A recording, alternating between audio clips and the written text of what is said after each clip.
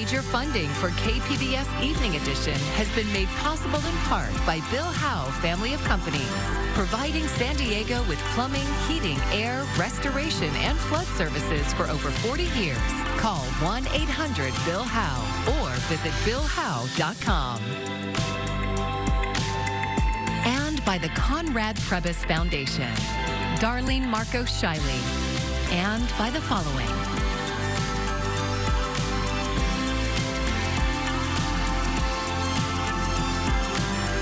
And by viewers like you. Thank you.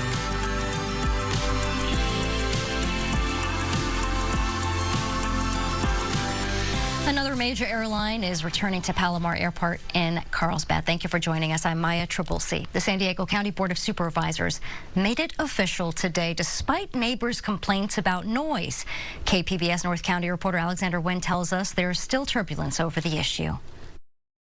Chair Lawson-Remer, that motion passes. The supervisors approved the lease with United Airlines to operate out of McClellan Palomar Airport, but not without some questions about the legality of the deal. Currently, as we stand, we don't need an amendment to Carlsbad City CUP.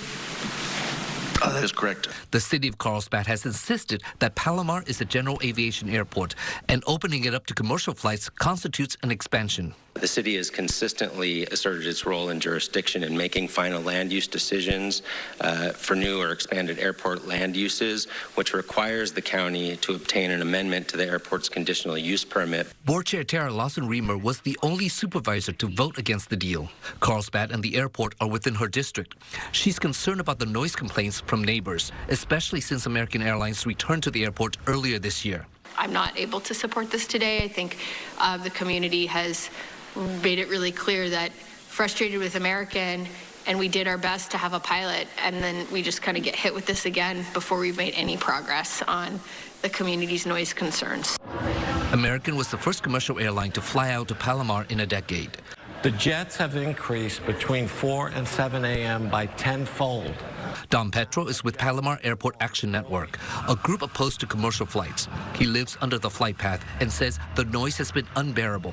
When I'm sitting in front of my TV and I can't hear the TV because that American Airlines flight is at 85 decibels. With the approval, United will soon be flying over the sky of Carlsbad, but it won't be a friendly sky. A citizen group is threatening a lawsuit. But it means that we have to file another one, a second lawsuit, and so we shall. Vicky Sayage is with another group of opponents called Citizens for a Friendly Airport. They filed a lawsuit earlier this year over the American Airlines decision, claiming the county failed to assess the environmental impacts of commercial flights returning under the California Environmental Quality Act. The city of Carlsbad recently joined that lawsuit. Sayage is disappointed in the outcome of today's meeting. It just seems like the county wants to play word salad, mix messages, avoid the issue that they don't have the right to allow big, huge airplanes to fly in and out of Palomar Airport. The county says large aircraft can and have used the airport since it opened. In the meantime, United has been pre-selling flights out of Palomar. The first flight is expected to take off March 30th. Alexander Nguyen, KPBS News. Tensions were running high at the San Diego City Council meeting last night. The debate over the police department's use of automated license plate readers ran late into the night. Council member Henry Foster pressed Police Chief Scott Wall over unauthorized data sharing from the ALPR surveillance technology. To make sure that we're all on the same page, when you say breach, there was unauthorized access to data and information. Is that not a breach of the contract? Well, if they share data, is that not a breach of the contract? I'll let you guys figure that out, sir.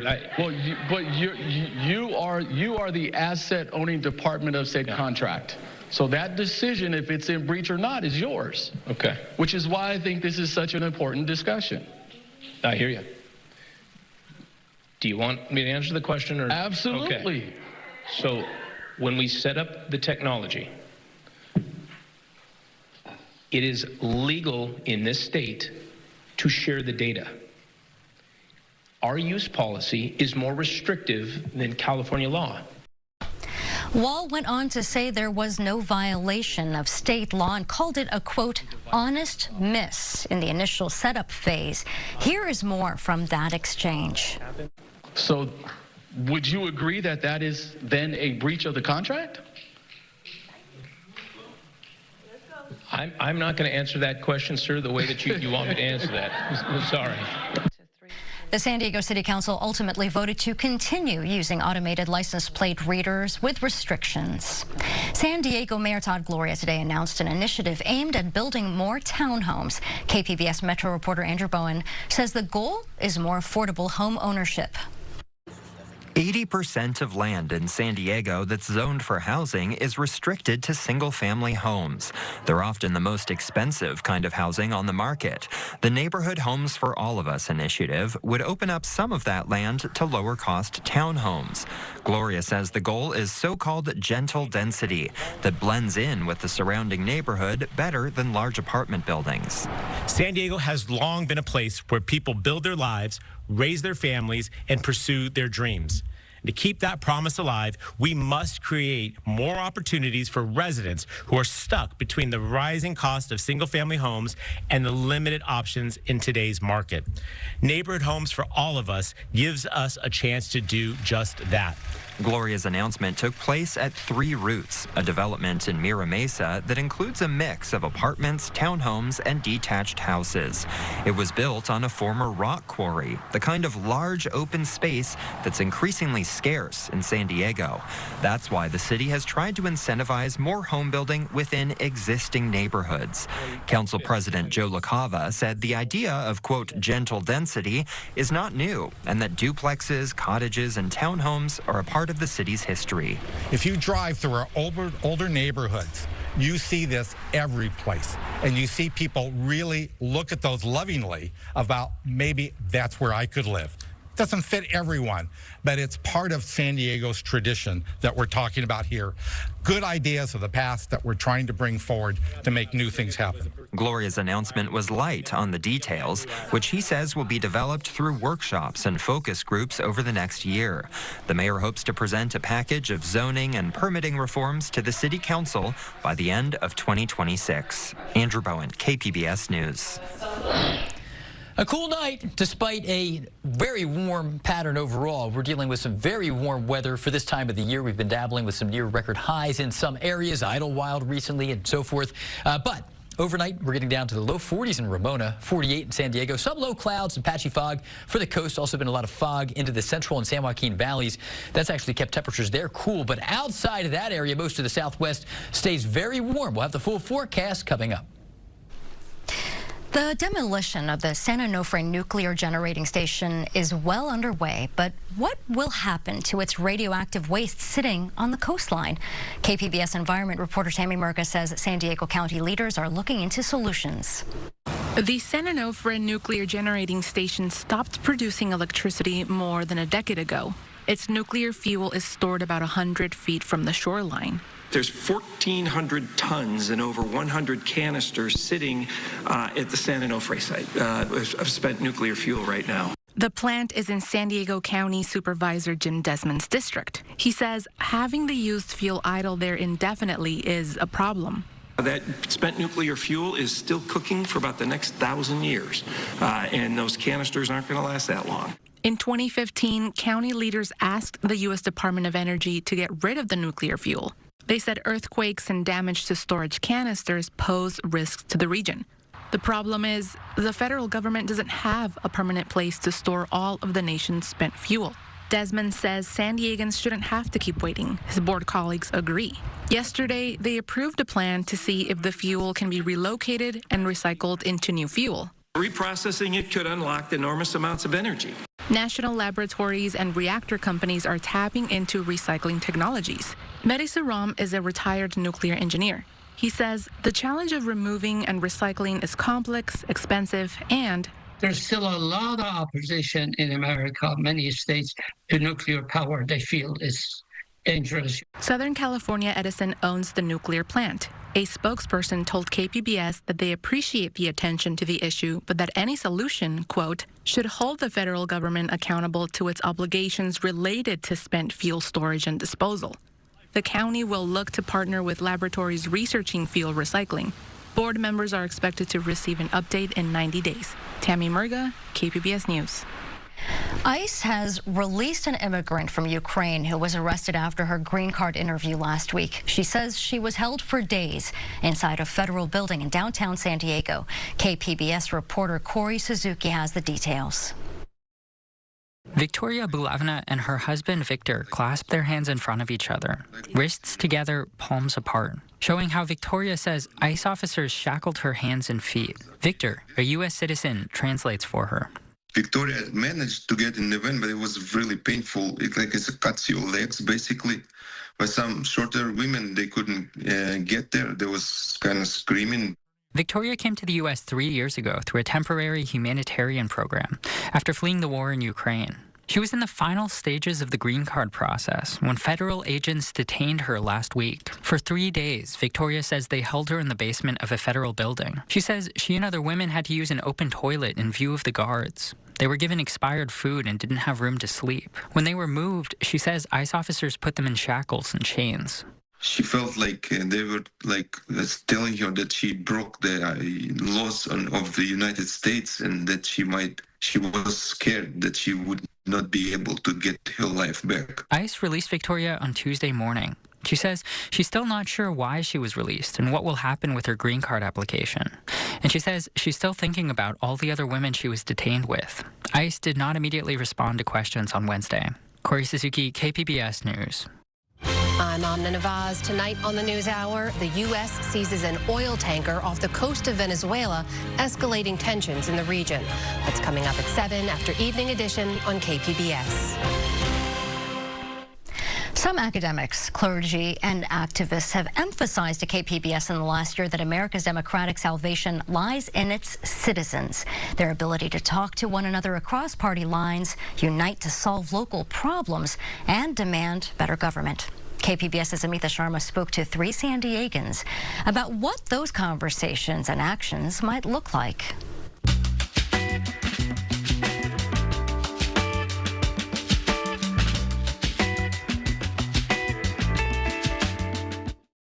I know that each one of you are friends with people and or are related to people who hold different political views than you. How have those relationships fared over the last several years amid our fractured politics? I believe before this current era, it was easier to find common ground with people and sort of navigate around those challenges. But now we're seeing such extremes on all sides that finding that common ground is much more difficult. And there's certain people that I just cannot relate to anymore. And I have to cut ties with those people. So, Victor, what has been your approach? What kind of language and tone have you used in navigating thorny political conversations with close loved ones? First thing I do is listen, and then the second is I address how they feel and why they feel that way, and I appreciate them even just telling me about the topic. But then the third is I have to figure out whether they're there to have a fluid conversation with me and actually find out what's really happening, because I could tell them something that the news probably couldn't. But then I also have to figure out, or are they just looking for a fight? And when they're looking for a fight, that's a point where there's really not much that I can do. UCSD academic John Porton, who specializes in conflict resolution, believes that there is a political industrial complex intent on dividing Americans. And he says that the antidote to that is for people from across the political divide to come together and work to resolve issues at the local level that are not zero-sum, issues like homelessness, hunger, dirty beaches. I know that some of this work is already happening, but do you see potential in today's environment for even deeper work to happen around these issues? I think the idea that it has to start individually is right, and I don't see how else it could be. personal example, I'm on the board of a small food pantry locally. That's where this kind of thing comes into play. Nobody wants children to go hungry. Doesn't matter who you are or who the children are. I spoke with Justine Sullivan, who is the lead minister at the First Unitarian Universalist Church of San Diego. And she said to effectively come together and resolve local problems, we have to stop issuing purity tests to one another. But at the same time, we have to be able to talk in a safe environment. I want to know from each one of you what that means. And secondly, is there anyone you won't talk to? I look at everybody as a potential friend. That's my own little personal philosophy. Anybody I happen to meet, whether it's a clerk, whether I'm passing them on the street, I think friend. Until there's the line for me, which is just, do you willfully want harm for someone else? Whether it's targeted at me, whether it's targeted at somebody else. You want physical, mental, sexual, whatever harm, that is a line. I cannot interact with you as a person if you feel that strongly about eliminating somebody that is underprivileged, is of a minority group, is of a targeted group. That's a line that I can't cross. Everyone else, I'm open to a conversation. I'm open to being in the room and let's discuss our differences. I spoke to a political activist a few days ago who said it's all good and well. It's nice for people at the local level, the ground level, to try to bridge the divide.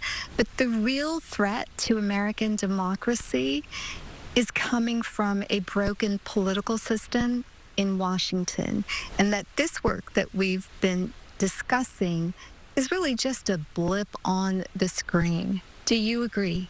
Small blips on the screen are the only way you start to get movement. So I 100% agree that it's true that it is small, but I do disagree that there is actually significance there. Local politics has always been huge for me because that was the fastest and quickest way we'd see immediate change. Yeah, that's a blip on the big screen, but man, those 500 families that have more food than they would have, or that beach that has less trash on it, or the river that is less polluted, whatever that issue is, yes, that is local and small and a blip, but it matters to that community.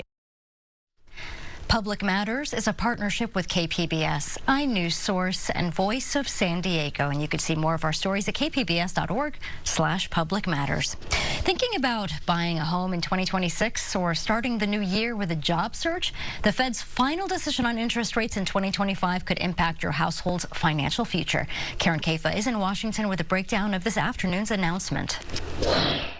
The Federal Reserve cutting interest rates for the third time in a row, and the move coming at a dicey crossroads for the Fed's two mandates of maximum employment and minimal price inflation.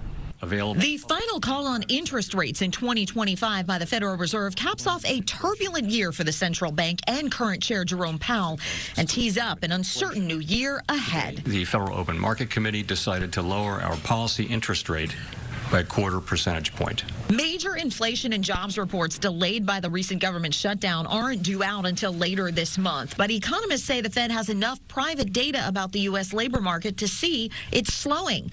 And cutting interest rates is aimed at encouraging businesses to borrow, spend, and hire more. It can get consumer spending, too. When interest rates come down, that lowers the overnight lending rate that banks use to send money to each other overnight while we're all sleeping. That can lower the broader interest rate that people think about when you think about, you know, the rate you've got on your credit card, the rate you've got on your mortgage. But loosening the reins on borrowing also risks further heating up prices at a time when inflation remains stubborn. Despite consumers saying they feel the pinch, Americans are spending this holiday season. People are still spending. It is the holidays. So I think we're seeing credit card debt rise and buy now, pay later behavior is growing. So folks are still spending, but they're putting money in places where their debt is going up. The Fed facing a growing economy on one hand and a slowing labor market on the other, making the 2026 outlook for interest rates murky. And this decision not without some dissent. There were some members of the committee concerned that they're not paying enough attention to the inflation piece of this, or the high cost of living being felt by many Americans. We'll get that delayed government data on jobs and inflation next week, which could shift the economic narrative. In Washington, I'm Karen Kafa.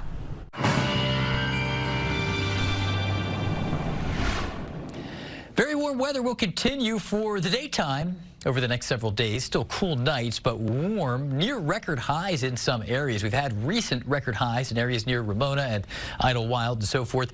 But along the coastline, we're going to see some low clouds and coastal fog in the mornings. It'll become a little more pronounced later in the week and into the weekend. A storm track diverted so far north. They've been hit hard up there in the Pacific Northwest with an atmospheric river, and it's been firmly planted in the Pacific Northwest because of a strong ridge of high pressure diverting the storm track that way. So we're going to stay dry here locally, mainly clear tonight for the metro, 48 degrees. There will be some patches of low clouds offshore.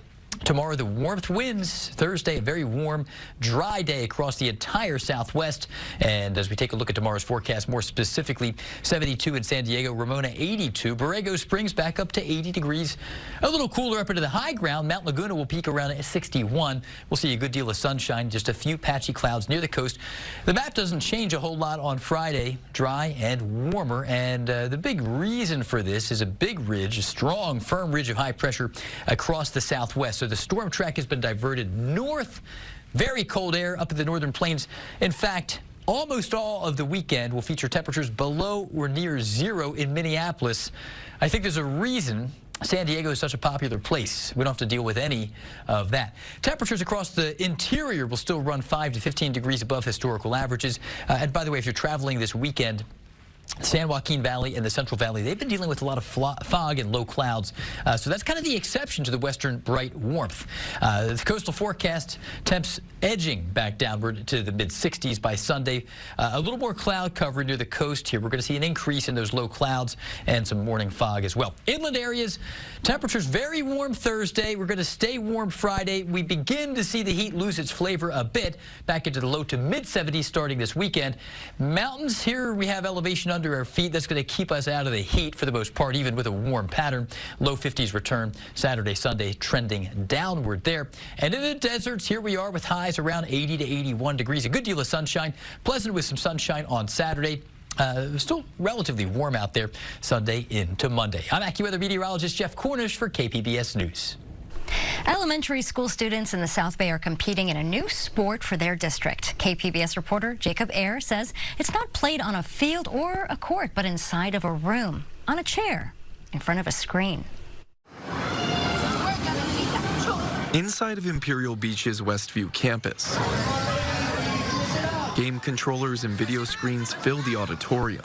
Here, family and friends gather to watch their 3rd through 6th graders take part in the Bay Clash Championship. I was recently moving into my new school, and my mom was looking through clubs because she has work, and she found esports, and I asked her, "What's this about?" And I got signed in. These are the first ever playoffs for the new South Bay Union School District Esports League. Esports are organized video game competitions. In this case, the game is Super Smash Bros., played on the Nintendo Switch. 4th grader Olivia Dominguez has some favorite characters. It has to be Dark Samus and Pit. Super Smash Bros. Is an animated fighting game where the winner is the last character or team standing. It's popular with fans of all ages. I've been doing it for since I was 5 years old, I think. Chris Garcia is with the San Diego County Office of Education. He says South Bay Union is the first elementary district in the region to have an esports program. So we have 43 plus school districts in the entire county, and more or less we have about half of them that have an esports presence. South Bay Union's Esports League is an after-school program. Jorge Serna oversees it. In this particular tournament, what we do is we do 2v2, so it'll be 2 students from one school playing another 2 students from another school. Serna understands concerns about lack of exercise and violence in some esports games.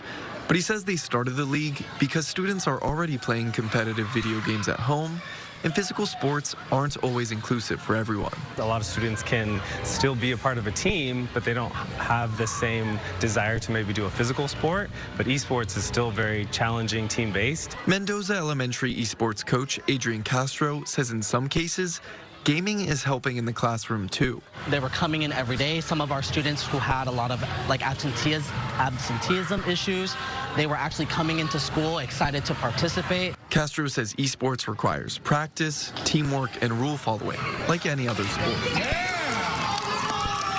Now that we're having this kind of opportunity for the students, they get to show off these skills and be able to say, hey, you know, I represent my school, and I'm able to show off these skills in these kind of big league tournaments. The Bay Class Championship Finals take place this Thursday. Serna says Season 2 starts in February. Jacob Ayer, KPBS News. And here is a look at what we are working on for tomorrow in the KPBS newsroom. NPR's Morning Edition talks to Senator Elizabeth Warren about her concerns over the fight between Netflix and Paramount to take over Warner Brothers Discovery. And KPBS Midday Edition is rounding up all of the best arts and culture events around town for the weekend preview. And you can get the latest from KPBS delivered right into your inbox because we have a variety of newsletters, and that includes the daily headlines, KPBS Arts, streaming picks, and our North County focus. Go to kpbs.org and look for the newsletter section at the top of your screen, and from there you can sign up with your email address. And that's also where you can find all of tonight's stories. That's on our website again, kpbs.org. Thank you for joining us. I'm Maya Trabulsi. Have a great evening. Major funding for KPBS Evening Edition has been made possible in part by Bill Howe Family of Companies, providing San Diego with plumbing, heating, air, restoration, and flood services for over 40 years. Call 1-800-BILL-HOWE or visit BillHowe.com. And by the Conrad Prebys Foundation, Darlene Marco Shiley, and by the following.